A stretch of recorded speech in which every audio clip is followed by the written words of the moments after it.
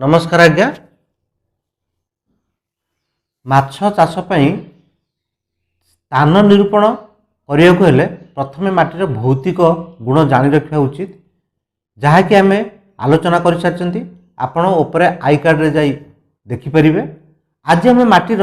रासायनिक गुण बा केमिकल प्रॉपर्टीज कौन रहा उचित जहाँ माछ चाष उपयोगी हवा उचित। आज आम माछ चाष पई स्थान निरूपण करने को हेले माटीर कौन कौन रासायनिक गुण बा केमिकल प्रॉपर्टीज रहिबा उचित ताहा आम आलोचना करिबा। प्रथम रासायनिक गुण है माटीर पीएच बा अम्लीय एवं क्षारत्व एवं द्वितीय है माटीर पोषक बा न्यूट्रिएंट। यही दुईटी मुख्य एक छाड़ी आम माटीर रेडक्स पोटेंशियल माटीर पैटर्न एक्सचेंज कैपेसिटी यहीपरि गुड़ाए केमिकल प्रॉपर्टीज अच्छी आम जानिबा कथा मध्य किंतु जहाँ मुख्य ताहा माटीर पीएच और माटीर न्यूट्रिएंट बा पोषक। प्रथमे मु माटीर पीएच उपर आलोचना करी। पीएच कौन? पीएच हूँ कौन वस्तुर बा कौन पदार्थर क्षार अंश बा अम्लीय अंश जानापी एक स्केल। जपरी आम कौन वस्तुर बा कौन जिनसर लंब मापिया स्केल यूज करती जो स्केल सेंटीमीटर बा इंच थाए सेहीपरि पीएच गोटे स्केल जो 0 रु 14 पर्यंत थाए। 7 हूँ न्यूट्राल जदि कौन वस्तुर पीएच 0 रु 7 भितर देखला तेबे ताहा अम्लीय यदि 7 रु 14 भितर देखला तेबे ताहा क्षारीय। तो माटीर पीएच केते हवा दरकार माछ चाष पई? माटीर पीएच साधारणतः 6.5 रु 7.5 6.5 रु 7.5 हेले यह माछ चाष उपयोगी। यह को आम अति भल पीएच कहवा। यही पीएच माटीर उर्वर लक्षण। तेबे यदि माटीर पीएच 6.5 रु 7.5 रहिला तेबे माटी उर्वर। यदि माटीर पीएच 6 रु 6.5 रहिला यह मध्यम उर्वर। यदि माटीर पीएच 6 तलक रहिला यह उर्वर नुहे बा अनुपयुक्त। जदियो आम यह पर ठीक कर परिबा। आ सेहीपरि माटीर पीएच यदि 7.5 रु 8.5 रहिला तेबे यह संपूर्ण उपयुक्त नुहे। आ माटीर पीएच यदि 7.5 उपरकू रहिला तेबे यह को अल्कालाइन सॉइल कहउचंती बा सोडिक सॉइल कहउचंती माछ चाष पई उपयोगी नुहे। तेबे माटीर पीएच 6.5 रु 7.5 भितर रहिले यह कौन करे ना आपणकर माटीरे थिबा न्यूट्रिएंट बा पोषक जहाँकि जबक्षारजान फस्फरस पोटास अनुसार यह रिलीज हो पारे माटी पानी को आसी पारे फल पानी रे प्लवक बा प्राकृतिक खाद्य जहाँ माछ पई दरकार प्रबल उत्पन्न हुए फल माछ जहाँ को खाई बढ़ती। जदि माटीर पीएच 6.5 तलू जाऊँगी तेबे आम यह चून दे ठीक करिपरिबा। आ जदि पीएच 4 तलू जाऊँगी तेबे यह हूँ एसिड सल्फेट सॉइल जहाँ को ठीक करवा बहुत कष्ट। मु आगो को किपर एसिड सल्फेट सॉइल ठीक करी चाष करेंगे मुझे विषय वर्णना करी। एवं सेहीपरि माटीर पीएच जदि 8.5 उपरकू जाऊँगी कि 8 उपरकू जाऊँगी एटा सोडिक सॉइल एथिरे भी चाष करवा बहुत कष्ट। तेणुक एथिरे आम जिप्सम बा तेंतुली खटा देख भी आम ठीक करिपरिबा। तेबे माटीर पीएच को आम जानिबा किपरि? माटीर पीएच को जानिया को हेले आमको प्रथमे माटीर सैंपल कलेक्शन करिया पड़िबो। आपण जो जगार माछ चाष करेंगे से जगार 4 कोणरू एवं मझीरू टोटाल 5टी जगार किंबा ताठू अधिका जगार सॉइल सैंपल कलेक्शन करेंगे। जो जगार सैंपल कलेक्शन करेंगे से जगह को आपण भी आकार रे खोलिबे जार गहिर 5 फुट पाखापाखि हवा उचित। कारण आम जो पोखरी खोलिबा ताहा साधारणतः 5 फुट पाखापाखि खोला जाए। 5 फुट तलर माटी को आम नबा उचित। किंतु साधारणतः चाष क्षेत्र में आम कम गहिर खोली था कहीं चाष जो गछर चेर जाए ता कम गहिर को जाए। तो माटीर सैंपल कलेक्शन कलापर ताको आम छाई सुखेबा तो भल कि गुंड करवा से गुंड को आम गोटे कागज उपरे गोल करके रखिदवा से कागज ऊपर जो गोल कर रखला पर ताको आमे क्रॉस चिन्ह दवा क्रॉस चिन्ह देला पर तार अपोजिट साइड रो आमे सॉइल सैंपल नबा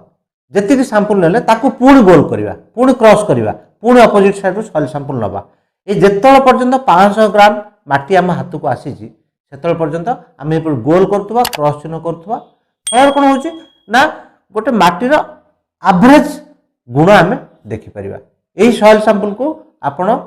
सूर्य किरण पास न करुथुवा जरी भितर पुरई ताको पैक करी आपण परीक्षागार को पठे परिबे जोठी माटीर पीएच टेस्ट हबो यदि पीएच 6.5 रु 7 पॉइंट भीतर रहउची तबे बहुत भलो यदि 7.5 ऊपर को रहउची ताको किपरि ठीक करा हबो एवं यदि 6.5 तळ को रहउची ताको किपरि ठीक करा हबो आमे पुंखानुपुंख भाव रे पर्यायक्रमे आलोचना करिवा माटी साधारणतः परीक्षागार रे टेस्ट करिया छडी आपण घरे मध्ये टेस्ट करि पारि आमे क्षेत्र ऊपर मध्ये माटीर पीएच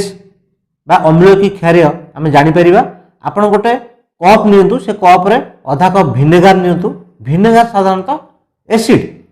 आपण सेतिरे 2 चम्मच माटीर सैंपल पकांतु जदि माटी भुरभुर हैला तबे जानिबे जे माटी होउची अल्कालाइन बा क्षारीय काहेकि ना एटी एसिड आ अल्कालाइन रिएक्शन हैला सेही परी आपण 2 चम्मच माटी नेबे सेतिरे 2 चम्मच डिस्टिल वाटर मिसेबे एवं सेतिरे आधा कप बेकिंग सोडा मिसेबे सोडा मिसेला पर जदि रिएक्शन हैला बा भुरभुर साउंड हैला तबे ता जानिबा एसिड सॉइल काहेना ए माटीर एसिड अल्कालाइन सहित रिएक्शन करके भुरभुर होउची जदि माटीर कोनोसी प्रकार रिएक्शन होनी तमे जानिबा आमे माटीर पीएच होउची न्यूट्रल बा 7 पाखा पाखी माटी जदि एसिड सल्फेट हैला यह जदि वायुमंडल अम्लजान संस्पर्श आसुथबो माटीर कोनोसी गुण परिलक्षित होबो नाही काहेकि ना माटी जेतळे अवायविक कंडीशन बा अनएरोबिक कंडीशन जेतळे माटी सहित जेतळे अम्लजान न मिसी पारिबो सेतळे गोटे प्रकार बैक्टेरिया ए माटी रे रिएक्शन करंती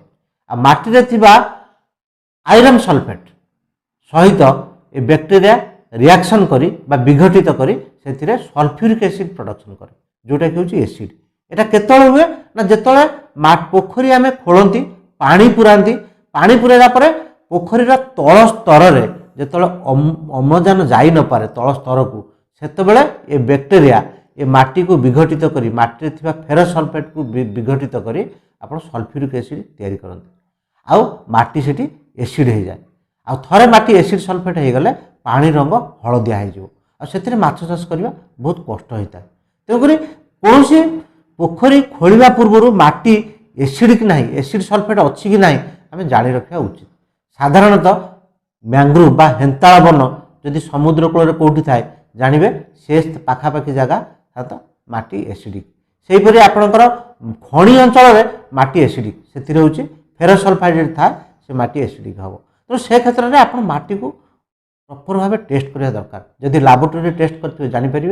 किंबा आमे से फील्ड रे बा क्षेत्र रे मध्य गोटे टेस्ट करि परिबा आपण जो माटी रे एसिड हाईली एसिडिक न्यू जानिया को चाहिए से माटी सैंपल को कलेक्शन करंतु से माटी को आपण टिके पानी मिसई प्राय आपण गोटे मुठा खंडे माटी कलेक्शन करिवे सेते पानी मिसई ताको चकटी देबे चकटी देला पर गोटे पीस केक भलिया करिवे 1 सेंटीमीटर हाइट रो गोटे पीस केक भलिया करिवे से केक को आपण गोटे जरी रे पुरे देबे जरी रे पुरे बांधी देबे जेमिति सेति मध्ये को वायु बा अम्लजान जाई परिबोनी जेहेतु वायु बा अम्लजान जाई परिबोनी सेतिरे जो बैक्टेरिया थिबे बा अणुजीव थिबे सीए से माटीर फेरस सल्फाइड सहित रिएक्शन करिके आपण सेतिरे एसिड फॉर्मेशन करिवे बा सल्फ्यूरिक एसिड फॉर्मेशन करिवे एही भली माटी को जे एक मास रखि दबा से माटी को नै टेस्ट करिवा तबे देखिबे आपण सेतिरे केते एसिड अछि जणा पड़ियो एवं से माटीर कलर देखिए आप लाल हो जाइए बा हलदिया हो संपूर्ण लाल नुहे हलदिया हो आप जानीपर ये माटी हूँ एसिडिक आ जदि माटीर एसिडिक इवेन